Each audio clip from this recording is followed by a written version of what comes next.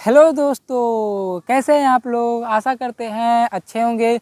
तो आज की इस वीडियो में हम करने वाले हैं क्लास 9th हिस्ट्री चैप्टर 8 का दीर्घ उत्तरीय प्रश्न। चैप्टर का नाम है कृषि और खेतीहार समाज। ठीक है ना। इसका हम लोग इस वीडियो में क्या करने वाले हैं, दीर्घ उत्तरीय प्रश्न हम लोग इस वीडियो में देखने वाले। तो बहुत अच्छे से देखेंगे। आप लोग वीडियो पे क्लिक ही कर दिए तो वीडियो में बने रहिएगा।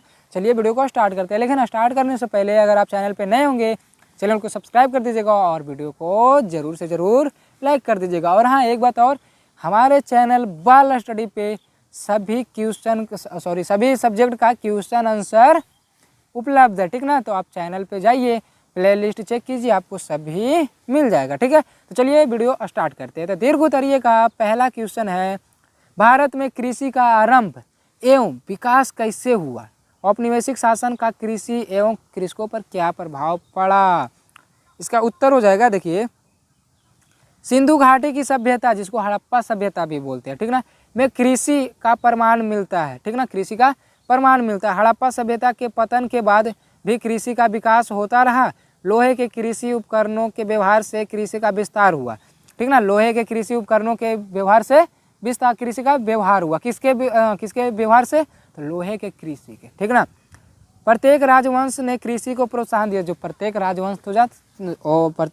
राजवंश तो जो था ना, यानी राजा, जैसे अकबर हो गया, फिर शाहजहां हो गया, ये सभी जो था ना, यानी जो प्रत्येक जो राजवंश जो था ना, सभी कृषि को क्या दिए, प्रोत्साहन दिए, यानी बढ़ावा दिए। ठीक ना।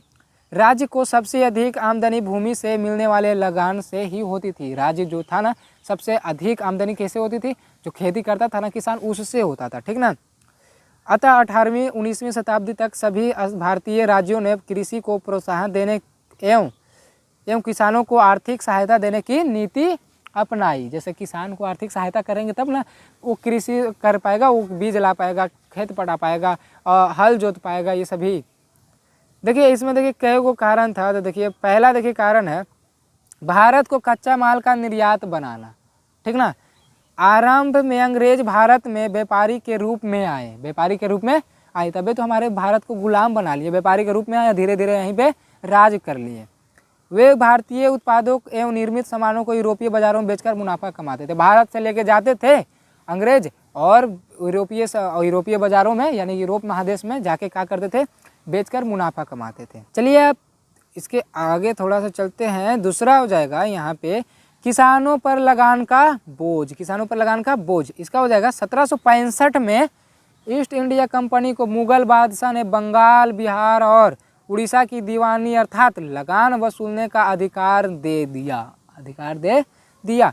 फलतः कंपनी ने अधिक से अधिक लगान वसूली की नीति अपनाई, जिससे खेतिहारों और कृषक इतनी अधिक दयनीय बना दी कि वे खेतिहार से मजदूर बन गए। इतना लगान वसूलने लगा ना कि वो खेती करने के बजाय कहाँ बन गए, मजदूर बन गए। तीसरा देखिए, कृषि का वाणिज्यीकरण। ईस्ट इंडिया कंपनी ने कृषि के वाणिज्यीकरण की नीति भी अपनाई, जिससे गन्ना, कपास, जूट, नील और अफीम की खेती को बढ़ावा दिया गया। बागवानी को भी प्रोत्साहित किया गया। चाय और कॉफ़ी बागान स्थापित किए गए। अफीम और नील की खेती में किसानों का शोषण हुआ। नील की खेती के विरुद्ध बंगाल में नील विद्रोह हुआ। ठीक ना। नील खेती के विरुद्ध बंगाल में नील विद्रोह हुआ। पूछा जाएगा नील विद्रोह किस राज्य में हुआ था, तो बंगाल में, यानी कि कहाँ हुआ था, तो बंगाल में। ठीक है। चलिए अगले नंबर क्वेश्चन देखते हैं। दूसरा नंबर क्वेश्चन है, भारत में कृषि प्रधान देश है। भारत कृषि प्रधान देश है, बात सही है। क्या आप इससे सहमत है, कारण स्पष्ट करें। इसका उत्तर हो जाएगा, भारत कृषि प्रधान देश है क्योंकि 70% जनसंख्या कृषि कार्य में संलग्न है। 70% जो जनसंख्या है ना, कृषि पे ही आधारित है, कृषि पे ही आश्रित है। कृषि भारतीय अर्थव्यवस्था का महत्वपूर्ण अंग है। भारत की कुल भूमि का लगभग 51% भाग कृषि योग्य है। भारत की राष्ट्रीय आय में 35% योगदान कृषि का है। जो भारत में जो आय है ना, जो रुपया पैसा का जो आय है ना, उसमें हिस्सा कृषि का कितना, तो 35% है। ठीक ना। भारत के समग्र आर्थिक विकास के लिए वैज्ञानिक एवं उन्नत कृषि की योजनाएं बनाई गई। इसी के फलस्वरूप 1960 में भारत में हरित क्रांति की नीति अपनाई गई। हम लोग लघु उत्तरीय प्रश्न में हरित क्रांति के बारे में पढ़े थे ना, अपनाई गई, ठीक ना। कुछ जिलों में सघन कृषि के कार्यक्रम चलाए गए, उन्नत बीज, खाद, नई तकनीक एवं मशीनों के उपयोग तथा सिंचाई के साधनों के व्यवहार से कृषि उत्पादन में वृद्धि हुई। वर्तमान समय में कृषि एवं कृषकों के विकास के लिए सरकारी सहायता उपलब्ध कराई जा रही है। खाद्यान्न के अतिरिक्त बागवानी एवं वाणिज्यिक कृषि पर बल दिया जा रहा है। भारत में कृषि एवं कृषकों की समस्याओं का निराकरण करने का प्रयास किया जा रहा है, ठीक ना। चलिए वो था दूसरा नंबर क्वेश्चन। अब हम लोग देखते हैं तीसरा नंबर क्वेश्चन को। तो तीसरा नंबर क्वेश्चन अच्छा थोड़ा सा फास्ट करने की कोशिश करेंगे, क्योंकि इसमें क्वेश्चन है थोड़ा सा ज़्यादा, और ज़्यादा तो वीडियो फिर हो जाएगा लंबा, और वीडियो लंबा होता है तो आप लोग को जो है ना, आप लोग का जो खून है ना वो पूरा खोलने लगता है। आप लोग वीडियो को लाइक ना करके डिसलाइक कर देते हैं, कमेंट भी ना करते हैं। तीसरा नंबर क्वेश्चन है कि बिहार में कृषि के अविकसित होने के कारणों की विवेचना करें। अच्छा ये एक बात आप लोग से पूछना चाहते हैं, गुस्सा ना होइएगा, थोड़ा सा 1 मिनट हमको दे दीजिए। अच्छा आप लोग लाइक वीडियो को क्यों नहीं करते, चैनल को सब्सक्राइब क्यों नहीं करते? अरे व्यू जा रहा है 20,000, 25,000, 50,000, और उसमें देख रहे हैं लाइक है 1,500, सब्सक्राइब है 800, 900। अच्छा ये क्या हो रहा है? मतलब 50,000 विद्यार्थी देख रहा है वीडियो को, और उसमें से 500, 600 सब्सक्राइब कर। अच्छा आप लोग को सब्सक्राइब करने में कुछ नहीं जाता, 1 पैसा भी खर्चा नहीं है, लेकिन हाँ वही अगर आप लोग सब्सक्राइब कर दीजिएगा ना तो मेरा लाइफ चेंज हो सकता है। हम कहाँ से कहाँ पहुँच सकते हैं, अभी गांव में हम अच्छा पोजीशन पे जा सकते हैं। अगर आप लोग यही क्या करिएगा, बस चैनल को सब्सक्राइब कर दीजिए, वीडियो को लाइक कर दीजिए, और वीडियो अच्छा लगता है आपको जैसा लगता है, ये नहीं खराब लगा तो हम बोल रहे हैं कि लिखिए अब very nice sir, good sir, ये नहीं लिखने के लिए हम आपको बोल रहे हैं, ठीक ना। आपको वीडियो जैसा लगा, अगर ख़राब लगा ना आप बोलिए कि सर वीडियो थोड़ा सा ख़राब है, इसमें और अच्छा से करिए कोशिश, तो हम थोड़ा और परिवर्तन कर सकते हैं, ठीक ना। लेकिन आप लोग बताइएगा तब ना, तो आप लोग डायरेक्ट वीडियो एकदम डिसलाइक कर देते हैं। काम करने में मज़ा आता है, थोड़ा सा हम भी बना रहे हैं, थोड़ा सा हमको भी मेहनत लगता है, थोड़ा मेरे बारे में भी सोचिए, ऐसे का ऐसे कर देते हैं, ठीक है। तो आशा करते हैं आप लोग चैनल को सब्सक्राइब कर दीजिएगा, ठीक है। इस पर देखिए भी व्यू जाएगा, इस पर भी 50-60 हज़ार व्यू जाएगा। अब देखते हैं इस पर 50-60 हज़ार अगर व्यू गया तो कम से कम भी तो 40,000 इस पर सब्सक्राइब भी रहना चाहिए, नहीं? देखते हैं कृषि, इसका देखिए इसका देखिए पहले क्वेश्चन पढ़ लेते हैं। बिहार में कृषि के अविकसित होने के कारणों की विवेचना करें। इसका उत्तर हो जाएगा कृषि के अविकसित होने के अनेक कारण है। पहला देखिए कृषि पर जनसंख्या का बढ़ता दबाव। कृषि इतना जनसंख्या हो रहा है कि उतना खेती भी है। अरे एक परिवार में 25 गो है खेत है, उसका 2 कट्ठा, तो कैसे होगा कृषि? दूसरा छोटे छोटे और बिखरे बिखरे खेत, यानी कि पूरा छोटा छोटा है, मतलब 10-10 अधूर के खेती है, एगो 10 धुर जाए, 10 दूर हो जाए, 10 दूर हो जाए। अच्छा आप हम देखिए पूरा ठेठ हिंदी में कभी कभी बोल देते थे, आप लोग नाराज़ ना होइएगा, क्योंकि समझाने मतलब हम सोचते कैसे भी आपको समझा दें, आपका माइंड में कैसे भी घुस जाए बस। तीसरा अनुपस्थित भू स्वामित्व। चौथा है खेती का पुराना परंपरागत ढंग। पाँचवा है उत्तम बीज का उपयोग नहीं होना। छठा है नई तकनीक का व्यवहार नहीं होना। और सातवां है, देखिए इसको ऊपर कर लेते हैं पूरा, सातवां सिंचाई के साधनों की कमी। यहाँ की कृषि मानसूनी वर्षा पर निर्भर है। देखिए पानी पड़ेगा तो खेती सिंचाई होगा, नहीं पड़ेगा तो नहीं होगा। इसलिए यहाँ की कृषि मानसून के साथ जुआ कहा गया। हम लोग लघु स्तरीय प्रश्न में भी इसको पूरे अच्छे से डिटेल में देख चुके हैं। 9वां नंबर देखिए है, बिहार में कृषि विपणन की दोषपूर्ण व्यवस्था के कारण किसानों को कृषि उत्पाद का उचित मूल्य नहीं मिल पाता। अतः छोटे किसान खेती छोड़कर बिहार से पलायन कर रहे हैं। छोटे छोटे जो किसान है क्या कर रहे हैं, बिहार से पलायन होकर कर्नाटक में, मुंबई में, दिल्ली में, जैसे मेरे पापा खुद कर्नाटक में जाके काम करते हैं। चलिए तो इसको आप लोग लिख लीजिएगा, ठीक, क्योंकि पढ़ेंगे तो टाइम ज़्यादा हो जाएगा और आप लोग फिर बताइए क्या करेंगे, पूरा दम आप लोग का खून जो है ना एकदम 100 डिग्री सेल्सियस हो जाएगा फिर। 14 नंबर क्वेश्चन है, भारत में प्रचलित विभिन्न प्रकार की खेतियों का संक्षिप्त विवरण दे। ग्रामीण अर्थव्यवस्था में इनका क्या महत्व है? तो इसका उत्तर देखिए हो जाएगा झूम खेती। पहला देखिए झूम खेती देखिए क्या होता है। इस प्रकार की खेती वन्य और पहाड़ी भागों में प्रचलित थी, ठीक ना। कुछ आदिवासी आज भी इस प्रकार की खेती करते हैं। बरसात के पहले जंगल के एक निश्चित भूभाग में आग लगा दी जाती है। इससे जमीन समतल एवं कृषि योग्य बन जाती है। जले हुए राख पर बीज छिड़क दिया जाता है। वर्षा होने पर बीज में पौधे निकल जाते हैं, ठीक ना। जैसे कोई देखा कि हाँ थोड़ा सा जंगल जैसा, उसमें कहा कि आग लगा दिया, तो वो लहर गया, अच्छा बानी हो जाता है ना, बानी हो गया तो क्या करेगा उसमें, अच्छा ये कब करता है, तो जब देखता है कि वर्षा होने वाले, जैसे अभी ठंडा का समय, अभी जनवरी है, ठीक ना, अभी जनवरी, आज कौन सा डेट हो गया, तो आज 19 जनवरी है, 19, अभी वैसे करेगा, अभी करेगा तो सब उड़ पड़ के कहा चल जाएगा, उसका जो बानी है कोई पता नहीं। करता है कब, जैसे मई जून ये सब, जब गर्मी का पानी का, जब वर्षा का जब मौसम आता है ना, तब करता है, ठीक ना। क्या करता है कि जला देता है, वो पानी बन गया, उस पर क्या करता है, बीज बो देता है, यानी कि बीज छींट देता है, छीटा ऊपर से पानी पड़ा और वो क्या हो गया, उग जाता है, यानी फसल हो जाता है। तो इसको आप लोग लिख लीजिएगा, ठीक ना। ये हम बता भी चुके हैं, लघुत्तरीय प्रश्न इसको अच्छे से बता चुके हैं, ठीक ना। पारंपरिक खेती, तो पारंपरिक कृषि पद्धति में जमीन को हल बैल की सहायता से जोतकर उसमें बीज की बुआई कर खेती की जाती है, ठीक ना। इसको आप लोग लिख लीजिएगा। हम चलिए आप गहन खेती देखते हैं। गहन खेती क्या होता है, तो गहन खेती कुछ क्षेत्रों में विकसित गहन खेती भी की जाती है। इस प्रकार की खेती उन क्षेत्रों में की जाती है जहां सिंचाई के प्रचुर मात्रा में साधन उपलब्ध, जहां मतलब सिंचाई की साधन बहुत है, ठीक ना, उस सिंचाई की कमी नहीं होता, ठीक ना। वहाँ ऐसे क्षेत्रों के किसान उर्वरकों एवं कीटनाशकों का उपयोग करते हैं। कृषि में आधुनिक कृषि यंत्रों का भी व्यवहार किया जाता है। फसल भी एक से अधिक उगाए जाते हैं। नई तकनीक के व्यवहार से गहन खेती में प्रति हेक्टेयर उपज में वृद्धि हुई है, ठीक ना। तो आप लोग इसको लिख लीजिएगा, नोट करते जाइएगा। देखिए यहाँ चौथा है फसल चक्र। तो लगातार लंबे समय तक की एक ही प्रकार की फसल उर्वरा शक्ति कमजोर पड़ जाती है। जैसे बार बार एक ही गेहूँ लगाते जाएंगे तो उसका उर्वरा शक्ति कमजोर हो जाएगा और गेहूँ 2-3 साल में अच्छा नहीं होगा। लेकिन उसकी उर्वरा शक्ति बढ़ाने के लिए क्या करते हैं, अलग अलग प्रकार के हम उसमें फसल लगाते हैं। जैसे धान लगा दिए, गेहूँ लगा दिए, बीच में एक दलहन लगा देते हैं जैसे मूंग, ये इसमें वही लिखा हुआ, आप लोग लिख लीजिएगा। मिश्रित देखिए खेती क्या होता है कि एक ही बार में 2-3 को लगा दी। जैसे मान के चलिए हम देखिए अभी के समय में अभी बूट लगा होगा ना, अभी बूट लगा होगा, चना और मसूर लगा होगा, उसमें हम लोग देखिए तीसी भी डाल देते हैं, तोड़ी जानते हैं ना, सरसों भी हम लोग डाल देते हैं, वो हो गया मिश्रित खेती, ठीक ना। अब रोपण या बागवानी खेती, तो ये बड़ा मतलब एक बार लगा देते हैं और इससे बहुत साल हम लोग फायदा लेते हैं। जैसे आम का पेड़ हो गया, अमरूद का पेड़ हो गया, अनार का पेड़ हो गया, फिर संतरा का पेड़ हो गया, ये सभी, ठीक ना। आप लोग इसको लिख लीजिएगा, ठीक है, ईजी है, कोई दिक्कत नहीं है, आप लोग इसका आंसर लिख लीजिएगा, ठीक है।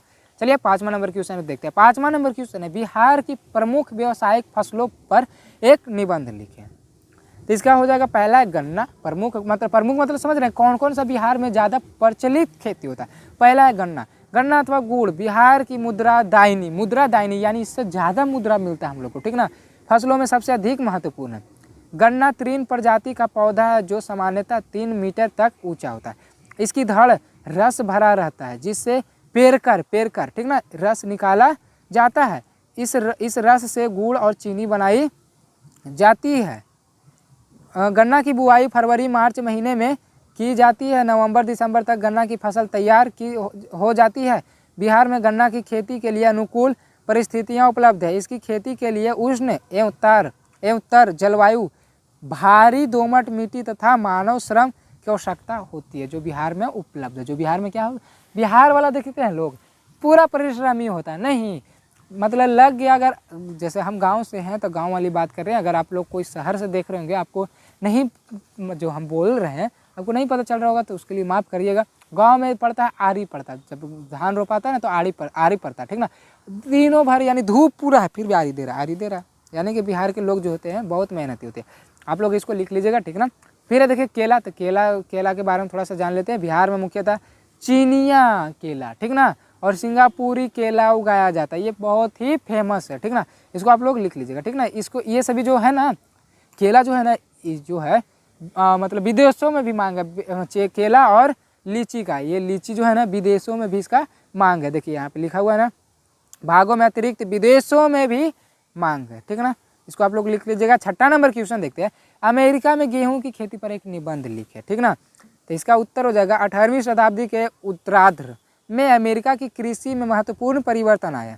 गोरे अमेरिकनों का प्रसार पूर्व से पश्चिम की ओर हुआ। इस प्रक्रिया में उन लोगों ने पश्चिम में समुद्र तट तक अपना नियंत्रण स्थापित कर लिया, समुद्र तट तक, ठीक ना। 19वीं शताब्दी के पूर्वार्ध तक अमेरिकनों का प्रसार अल्वेशियन पठार से लेकर मिसिसिपी नदी घाटी तक हो गया, ठीक ना। कहाँ कहाँ से हो गया, अल्वेशियन पठार से लेकर मिसिसिपी नदी घाटी तक और प्रसार उसका हो गया, ठीक ना, यानी कि फैलाव उसका हो गया, ठीक ना। बाद में उन्होंने आगे बढ़ते हुए विशाल मैदानी भाग तक पहुँच गए। इस पूरे क्षेत्र को कृषि योग्य बनाकर कृषि का विस्तार किया गया।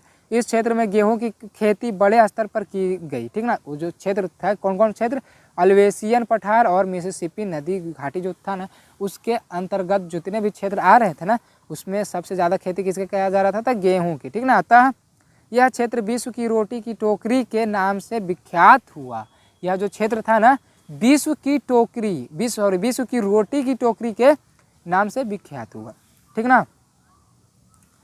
यहाँ में गेहूं उत्पादक क्षेत्र की मिट्टी और जलवायु गेहूं की खेती के लिए उपयुक्त थी, अतः गेहूं की खेती बड़े स्तर पर की गई। अमेरिका की जनसंख्या में होने वाली वृद्धि के कारण अधिक खाद्यान्न, ठीक ना, आवश्यकता हुई। चावल की उपज कम होने के कारण अमेरिका जनता का मुख्य खाद्यान्न गेहूं ही था, ठीक ना। जैसे अब उसके पास जो उपज ज़्यादा है, ज़्यादा उपज गेहूं था, तो गेहूं लोग ही ना ज़्यादा यूज करेगा, अतः गेहूं की खेती को विकास को बढ़ावा दिया गया, ठीक ना। अब इसको देखिए आप लोग थोड़ा सा लिख लीजिएगा, ठीक ना, यहाँ पे, ठीक ना, कहीं क्योंकि पढ़ेंगे, देखिए वीडियो देखिए 16 मिनट यहीं पे हो गया, ठीक ना। इसको थोड़ा एडिट करेंगे तो 1-1.5 मिनट आगे पीछे हो ही जाएगा, तो वीडियो लंबा हो गया। अब देखिए 7वां नंबर क्वेश्चन देखते हैं। अमेरिका में कपास की खेती पर एक निबंध लिखे। वीडियो लंबा नहीं हुआ है, क्वेश्चन इसमें ज़्यादा है। उत्तर हो जाएगा, कपास की खेती अमेरिका सहित विश्व के अन्य भागों में होती है। अमेरिका ही छोड़िए, हमारे भी भारत में भी होता है, चीन में भी होता होगा क्या, चीन में भी होता है, फिर इधर हो गया इंग्लैंड, ये सभी में होता है, ठीक ना। कपास की रुई को उजला सोना कहा जाता है। कपास की रुई जो है ना, उसको क्या कहा जाता है, उजला सोना कहा जाता है। कपास का उपयोग सूती वस्त्र निर्माण में होता है। इससे मोटा मशीन सूती वस्त्र तैयार किया जाता है। अब देखिए यहाँ पे देखिए है कि कपास की खेती हजारों वर्ष पहले से होती आई। हजारों वर्ष, ये नहीं कि अभी अभी स्टार्ट हुआ, नहीं, हजारों वर्ष पहले से होती आई। वह शताब्दी के आरंभ तक अमेरिका सहित एशिया के बड़े भागों में इसकी खेती बड़े स्तर पर होने लगी। पहला देखिए, औद्योगिक क्रांति से इंग्लैंड में कपास की मांग। देखिए इंग्लैंड में कपास की मांग हम लोग लघुत्तरीय प्रश्न में भी देखे थे। औद्योगिक क्रांति के कारण क्या हुआ, इंग्लैंड में कपास यानी कि वस्त्र की मांग अधिक हुई और भारत उसको पूरा नहीं कर पा रहा था, जिसके कारण अमेरिका से मांग बढ़ने लगी। और जब अमेरिका में मांग बढ़ने लगी तो वो क्या करने लगा, ज़्यादा उत्पादन करने लगा। ज़्यादा उत्पादन करने लगा तो विख्यात हो गया उसमें। जैसे मान चलिए अब किसी को चावल की ज़रूरत है, ठीक ना, और अच्छा खासा पैसा दे रहा, तो हम क्या करेंगे, उगाएंगे ना ज़्यादा बेचने के लिए। तो वैसे इसमें भी किया था, ठीक ना। अब इसका देखिए दूसरा देखिए इसका, अमेरिका के दक्षिणी भाग में कपास का उत्पादन, ठीक ना। तो अमेरिका के दक्षिणी भाग में गुलामों की सहायता से कपास की खेती बड़े स्तर पर करवाई जाती थी। यहाँ पैदा किया जाने वाला कपास उत्तम प्रकार का होता था, ठीक ना। अब इसका देखिए तीसरा है, देखिए यहाँ पे किंग कॉटन की खेती। 19वीं शताब्दी के मध्य तक अमेरिका में कपास की खेती का विस्तार हुआ। किंग कॉटन दक्षिण अमेरिका अर्थव्यवस्था की रीढ़ बन गया। कपास की खेती गुलामों का प्रमुख रोजगार बन गया था। चौथा देखिए है यहाँ पे, अमेरिकी गृह युद्ध का प्रभाव। तो इसको आप लोग लिख लीजिएगा क्योंकि वीडियो ज़्यादा लंबा हो रहा है। 5वां है अमेरिकी कपास पट्टी, ठीक ना। तो ये इसको भी आप लोग लिख लीजिएगा रोक कर वीडियो को, ठीक ना। तो ये था क्वेश्चन नंबर 7 ख़त्म हो गया, यानी कि हिस्ट्री का पूरा क्वेश्चन आंसर सभी खत्म हो गया चैप्टर, ठीक ना। 8-9 चैप्टर था, 8 खत्म हो गया। तो अब सभी क्वेश्चन का हम शुरू में ही बोल चुके हैं, सभी सब्जेक्ट का क्वेश्चन आंसर हमारे चैनल पे उपलब्ध है। आप लोग जाइए प्लेलिस्ट चेक कीजिए और जो पढ़ना है आपको पढ़िए, ठीक है। तो आशा करते हैं आपको वीडियो अच्छा लगा होगा। तो चैनल को ज़रूर से ज़रूर सब्सक्राइब कर दीजिएगा और वीडियो को लाइक कर दीजिएगा और एक कमेंट भी कर दीजिएगा आपको कैसा लगा, ठीक है। तो मिलते हैं अगली वीडियो में, तब तक के लिए जय हिंद जय भारत।